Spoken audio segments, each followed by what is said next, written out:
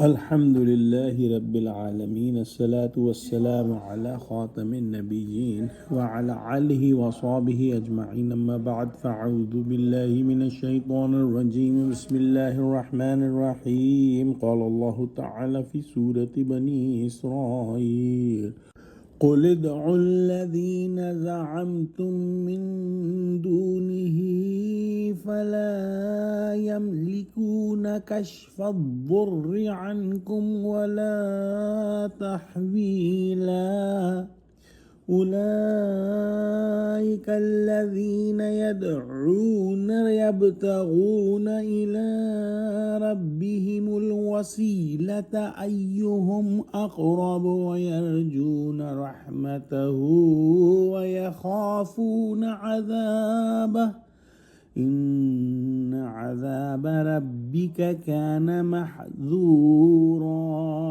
ترجمہ: کہو کہ مشرکو، جن لوگوں کی نسبت تمہیں معبود ہونے کا گمان ہے ان کو بلا کر دیکھو، وہ تم سے تکلیف کے دور کرنے یا اس کے بدل دینے کا کچھ بھی اختیار نہیں رکھتے۔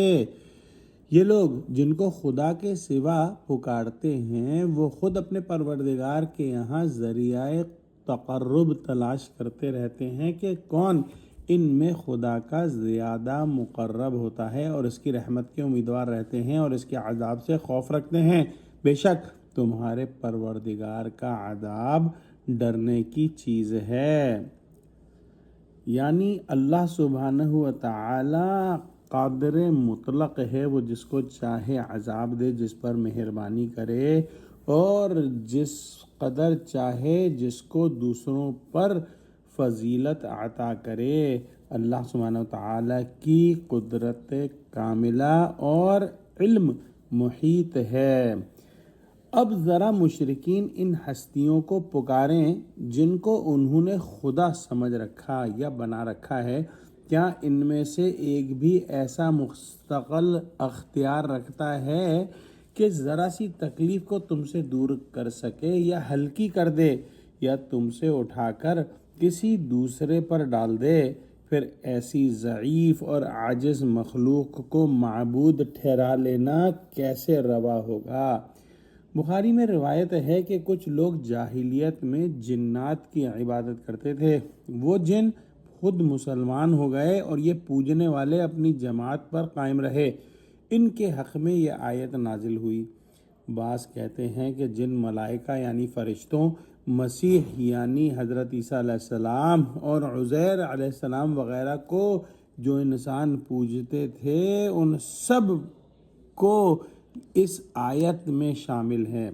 مطلب یہ ہے کہ جن ہستیوں کو تم معبود و مستعان سمجھ کر پکارتے ہو، وہ خود اپنے رب کا بیش قرب تلاش کرتے ہیں۔ ان کی دوا دوش صرف اسی لیے ہے کہ خدا کی نزدیکی حاصل کرنے میں کون آگے نکلتا ہے۔ ان میں جو زیادہ مقرب ہیں وہی زیادہ قرب الہی کے طالب رہتے ہیں اور سوچتے ہیں کہ کب سب سے زیادہ مقرب بندے کی دعا وغیرہ کو حصول قرب کا وسیلہ بنائیں۔ پس جب تمہارے تجویز کیے ہوئے معبودوں کا خدا کے سامنے یہ حال ہے تو اپنے تئیں خود فیصلہ کر لو کہ اللہ سبحانہ و تعالی کو خوش رکھنا کہاں تک ضروری ہے۔